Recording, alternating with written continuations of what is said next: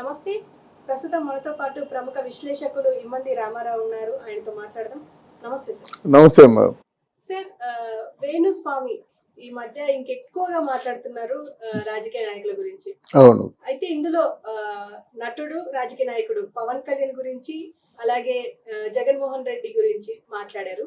అందులో పవన్ కళ్యాణ్ 4వ పెళ్లి చేసుకోబోతున్నాడు అన్నట్టుగా మాట్లాడారు. అలాగే వాళ్ళ జాతకాల రీత్యా వాళ్ళు ఇప్పుడు ఏ పదవులు వస్తాయి అని చెప్పేసి అంటున్నారు. వైఎస్ జగన్ కి ఈసారి ఖచ్చితంగా సీఎం అవుతారు అని అంటున్నారు. అసలు ఎలా చూడొచ్చు అంటారు సార్? అసలు వేణుస్వామి వ్యాఖ్యల్ని నమ్మే అవకాశం ఉందంటారా? వేణుస్వామికి ఎలా జవాబు చెప్పాలో నాకు అర్థం కావటంలా. ఎందుకంటే ఆయనకి అన్ని వదిలేసుకున్నాడు. ఆయనకి కావాల్సింది డబ్బు మాత్రమే. ఆ డబ్బు కోసం ఎన్ని తిట్లైనా తింటాడు. ఎంతమంది ఎన్నైనా వివరంగా చెప్పవలసిన అవసరం లేదు, పడతాడన్నమాట. ఇదేంటమ్మా, ఏదో పాప ఆయన జీవితంలో 14 ఏళ్ళు కష్టపడి మొట్టమొదటిసారిగా ప్రజల మధ్యకు వచ్చి ప్రజల చేత జేజేలు అందుకుంటున్నటువంటి పవన్ కళ్యాణ్ దాదాపు నాకు తెలిసి 10 ఏళ్ల బట్టి పవన్ కళ్యాణ్ పెళ్లిళ్ళ గోలే. అలాగే జగన్మోహన్ రెడ్డి ఎక్కడ స్పీచ్ ఇచ్చినా, ఆఖరికి స్కూల్ పిల్లల దగ్గర స్పీచ్ ఇచ్చినప్పుడు కూడా జగన్కి పవన్ కళ్యాణ్ మనమేనా భార్యలు అంటాం, అని పిల్లల గోలే. అలాగంటాడు. అంతకు మించి మాటలు రావు. ఆయన విజ్ఞత అది. ఇన్ని బాధలు పడుతున్నటువంటి పవన్ కళ్యాణ్ మళ్ళీ ఇంకొక పెళ్లి చేసుకుంటాడమ్మా. ఆయన బాధపడ్డాడు పబ్లిక్గా. నా కర్మ, అందుకు నేను చేసుకున్నాను, మీకెందుకు వాళ్ళు లేని బాధ అని ఇంతకాలం అయినప్పుడు కూడా భరించాడు. ఇంట్లో వాళ్ళని తిట్టినా భరించాడు, భార్యని తిట్టినా భరించాడు, బిడ్డల్ని తిట్టినా భరించాడు. ఇక భరించడు. ఒకవేళ పవన్ కళ్యాణ్ గెలిస్తే ఈయన పరిస్థితి ఏమిటి ఆలోచించుకోవాలి కదా. నువ్వు ఎవరి దగ్గర ఏదో ప్యాకేజీ తీసుకున్నావు, వాళ్ళని సాటిస్ఫై చేయడం కోసం వాళ్ళకి ఇష్టమైన మాటలు నీ నోటి నుండి చెప్తున్నావు. పైగా నీ మెడలో ఒక జపమాల, అది షోమాల, అది జపమాల. జపాలు ఉంటుండగా అబద్ధం చెప్పవచ్చా? అబద్ధం చెప్తే ఆయనకే నష్టం.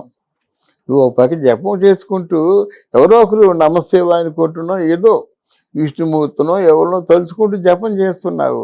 అంటే నువ్వు సంబంధిత దేవుడికి అంటే ఆవాహన చేసుకుంటున్నమాట.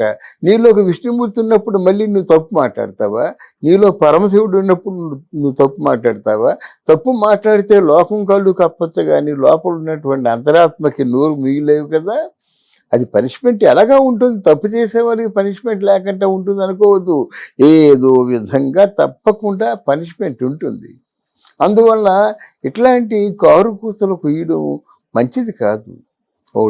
ఒక్కసారి ఇప్పుడు ఎలక్షన్ అయిపోయింది, ఫలితాలు వచ్చిన తర్వాత ఒక్కసారి కనుసైగా చేస్తే ఆయన ఎక్కడున్నాడో కనిపిస్తాడా? అందువల్ల ఇవన్నీ ఆలోచించుకోకపోయినట్టయితే ఆయనకి చాలా నష్టం ఉంటుంది. ఇప్పుడు ప్రతి ఒక్కడు కూడా ఆయన్ని మనమైతే తిట్టం, కానీ బండ బూతులు తిడుతున్నారు. అనేక ఛాలెంజ్లు చేస్తారు. మనం చెప్పొచ్చు పవన్ కళ్యాణ్ మరి ఇంకోసారి పెళ్లి చేసుకోవడాన్ని. ఎందుకు చెప్పొచ్చు అంటే ఆ పెళ్ళిళ్ళ మూలంగా ఎంత అవమానం పాలైపోయాడో, ఎంత బాధితుడిగా నిలిచిపోయాడో ఆయన తెలుసు. నా కర్మ, ఇంక బొద్దురా భగవంతుడా, అదే ప్రజాసేవకే అంకితం అయిపోతానని చెప్పుకుంటున్నారు. అలాగే ప్రజలందరూ పవన్ కళ్యాణ్ని దేవుళ్ళ చూస్తున్నారు. ఈరోజు మన పిఠాపురానికి కాదు, ఇది ప్రెస్టేజ్ క్వశ్చన్, ప్రపంచవ్యాప్తంగా ప్రెస్టేజ్ క్వశ్చన్. అంటే జర్మనీ నుంచి, సింగపూర్ నుంచి, అమెరికా నుంచి, ఆస్ట్రేలియా అందరూ కాకినాడలో ఉన్నారు. వాళ్ళు ఎందుకు వచ్చారంటే పవన్ కళ్యాణ్ గెలుపు చూసి వెళ్ళిపోదామని కాకినాడ పిఠాపురంలో ఉన్నారన్నమాట. ఇంత వైభవంగా ఉంటున్నటువంటి పవన్ కళ్యాణ్ మీద నువ్వు అంటే ఇక్కడ మీకు ఏంటంటే కడివెడు పాలల్లో ఒక చొక్క విషం బిందు వేసినట్టు ఈ మాటలేంటి? నువ్వు సన్యాసివి కదా, పోనీ రాజయోగి కదా. రాజయోగి కదా, నీ పిల్ల ఉంది కాబట్టి రాజయోగి అనుకోండి. రాజయోగి మాత్రం రాజయోగి దేవుణ్ణి తలుచుకుంటా దేవుణ్ణి నేను క్షమిస్తాడా? ఆలోచించు. అది చాలాసార్లు నేను చాలా బాధపడ్డాను. నేను చెప్పాను ఇట్లాంటి ఇంత నేలబారు చౌకబారు మాటలు మాట్లాడి నువ్వేం సాధించావు? సాధించింది ఏమైనా నువ్వు పోయినప్పుడు పట్టుకుపోతావా? నీ మెల్లో రుద్రాక్షమాలు పట్టుకుపోతావు నువ్వు? నీ పువ్వుల చొక్కాలు పట్టుకుపోతావా? ఎందుకయ్యా నువ్వు? చక్కగా హాయిగా భార్య ఉంది, మీ ఇద్దరు కలిసి ఉన్నంతలో తినొచ్చు కదా. లేకపోతే ఏదైనా గుడి చూసుకొని మామూలుగా ఇలా జపం చేసుకుంటే ఆ గుడ్డ మీద డబ్బులు పారేస్తారు కదా. అవి మీ ఇద్దరికి తినడానికి రావు, సరిపోవు. చాలా నీచంగా బిహేవ్ చేస్తున్నాడు. ఎందుకంటే ఇంతకంటే పచ్చిగా చెప్తే మనకున్న హద్దులు పిరమిడ్ చేయవు. లేకపోతే నీ చాలా బండ్ల బూతులు తిట్టేవాడిని అని చెప్పేసి దానికంటే, అంటే తిట్టడం కంటే తిట్టేవాడిని అని చెప్తే ఎక్కువ బూతులు ఊహించుకోవచ్చు. అందువలన ఇది కేవలం పవన్ కళ్యాణ్ అంటే బాధపడతాడు అంతేగాని పవన్ కళ్యాణ్ 4వ పెళ్లి చేసుకోడు. ఇట్లాంటి ఒకవేళ ఇంకెవరైనా నీ మీద ఇలా చెప్పాలని ప్రేరేపిస్తే చెప్తున్నావా ఆ అనుమానం కూడా వస్తుంది. అలాంటప్పుడు నిజాలు ఒప్పేసుకో. వాళ్ళు చెప్పమన్నారు, ఈ చెప్పమన్నందుకేమో ఇంత ఇచ్చారు, చెప్పొద్దంటే నువ్వు ఇంత ఇవ్వు. అలాగా బ్రోకర్ లాగైనా పనిచేయొచ్చు ఆయన చెప్పమని నాకు ఇంత ఇచ్చారు, చెప్పొద్దంటే నువ్వు నాకు ఇయ్యని చెప్పు, నీ రంగు బయటపడిపోతుంది కదా. అంతేగాని ఒక పక్క నీ పక్కనేమో జగన్మోహన్ రెడ్డి కూర్చుంటుండగా పిచ్చి కారు కోతలన్నీ కోస్తున్నావు అంటే డబ్బులు ఇచ్చి ఎవరేం చెప్పంటే చెప్పేస్తావా? మరి నీకు వృత్తి ధర్మం లేదా? వృత్తి అంటే వృత్తే కదా, వర్క్ ఈజ్ వర్షిప్ అమ్మా. నీ వృత్తి అని దైవం కదా. వృత్తిని ఇంత పాపపు కోపంలో పతనం చేసేస్తావా నీ వృత్తిని? మళ్ళీ నిన్ను పలకరించేవాడు భవిష్యత్తులో ఉంటాడా? అందువలన ఇది వేణుస్వామికి పుట్టగతులు ఉండవు. వేణుస్వామికి ఈ నేచర్ కంటిన్యూ అయితే పుట్టగతులు ఉండవు, దారుణంగా చేస్తాడు.